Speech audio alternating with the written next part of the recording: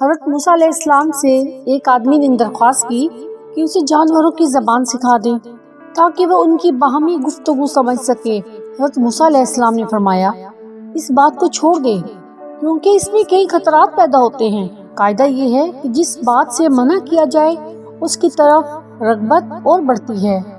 عرض کرنے لگا، سرکار آپ علیہ السلام اللہ کے نائب ہیں، میری استدعا قبول فرمائیں۔ حضرت موسیٰ علیہ السلام نے فرمایا، یہ نہ ہو کہ کل تو پچھتائے، کیونکہ تو یہ نہیں جانتا کہ تیرے لیے کون سی چیز بہتر ہے اور کون سی چیز مضر۔ بارگاہ الہی سے حکم ہوا، اے موسیٰ اس کی تمنا پوری کر دے۔ اس شخص نے کہا، اچھا سارے جانوروں کی زبان نہ صحیح، صرف میرے گھریلو پالتو جانور کتے اور مرغ کی زبان سکھا دیں۔ حضرت موسیٰ علیہ السلام نے فرمایا، جا آج سے ان دونوں جانوروں کی بولی پر تجھ کو قدرت حاصل ہوگی۔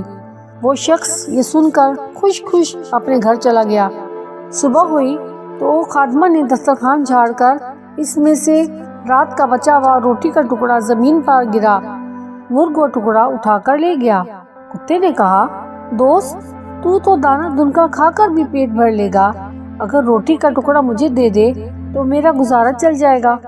مرغ نے کہا، میاں صبر کرو، تجھے خدا بھی دے گا، کل ہمارے مالک کا گھوڑا مر جائے گا، تم پیٹ بھر کر کھائیو۔ وہ شخص ان دونوں کی گفتگو سن رہا تھا، وہ فوراً اٹھا، اس نے گھوڑا کھولا اور جا کر منڈی بیچ آیا اور نقصان سے اپنے آپ کو بچا لیا۔ دوسرے دن بھی روٹی کا ٹکڑا مرغ لے اڑا۔ کتے نے غصے میں آ کر مرغ سے کہا، اے فریبی، یہ جھوٹ بیانی کب تک چلے گی؟ تو جھوٹا ہے، ارے اندھے نجومی، تو سچائی سے محروم ہے۔ مرغ نے جواب دیا، وہ گھوڑا دوسری جگہ مر گیا، مالک نے نقصان سے بچنے کے لیے گھوڑا بیچ ڈالا تھا، فکر نہ کر، کل اس کا اونٹ مر جائے گا اور تو خوب پیٹ بھر کر کھانا۔ یہ سن کر مالک اٹھا اور اونٹ بھی بیچ آیا۔ اس طرح اس نے اس کے مرنے کے غم اور نقصان سے اپنی جان بچا لی۔ تیسرے دن پھر ایسا ہی واقعہ پیش آیا تو کتے نے مرغ سے کہا، ارے کمبخت، تو جھوٹوں کا بادشاہ ہے، آخر کب تک مجھے فریب دیتا جائے گا؟ مرغ نے کہا، بھائی اس میں میرا کوئی قصور نہیں، مالک نے اونٹ بیچ ڈالا اور اپنے آپ کو نقصان سے بچا لیا۔ مرغ نے کتے کو تسلی دیتے ہوئے کہا، فکر نہ کر، اس کا خچر مر جائے گا، اسے صرف کتے ہی کھا سکتے ہیں، تم بھی جی بھر کر کھانا۔ مالک نے جب یہ سنا تو اس نے خچر بھی فروخت کر دیا۔ مالک اپنی ہوشیاری پر بے حد خوش تھا کہ وہ یکے بعد دیگرے 3 حادثوں سے بچ گیا اور کہنے لگا، جب سے میں نے مرغ اور کتے کی زبان سیکھی ہے، قضاء وقت کا رخ پھیر دیا ہے۔ چوتھے دن کتے نے مرغ سے کہا، اے مرغ، وہ تیری پیشین گوئی کیا ہوئی؟ یہ تیری مکاریاں اور جھوٹ کب تک چلے گا؟ مرغ نے کہا، توبہ توبہ، یہ غیر ممکن ہے کہ میں یا میرا کوئی ہم جنس جھوٹ بولے۔ ہماری قوم تو مؤذن کی طرح راست گو ہے، ہم اگر غلطی سے بے وقت اذان دے بیٹھے تو مارے جائیں۔ مالک نے اپنا مال تو بچا لیا لیکن اس نے اپنا خون کر لیا۔ ایک نقصان 100 نقصان کو دفع کرتا ہے، جسم اور مال کا نقصان جان کا صدقہ بن جاتا ہے۔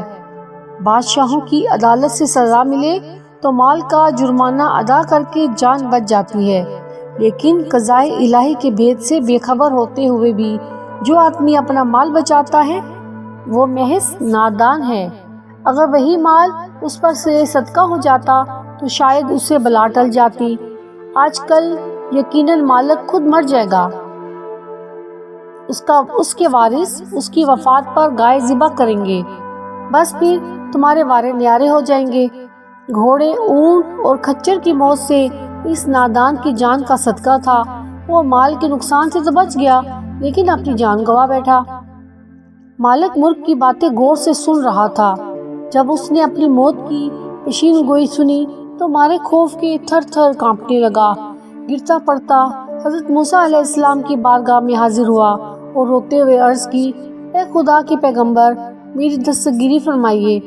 حضرت موسیٰ نے سن کر فرمایا، میں نے تمہیں کہا تھا اس ہوس کو چھوڑ دے کیونکہ اس میں کئی خطرات پوشیدہ ہیں، مگر تو نہ مانا۔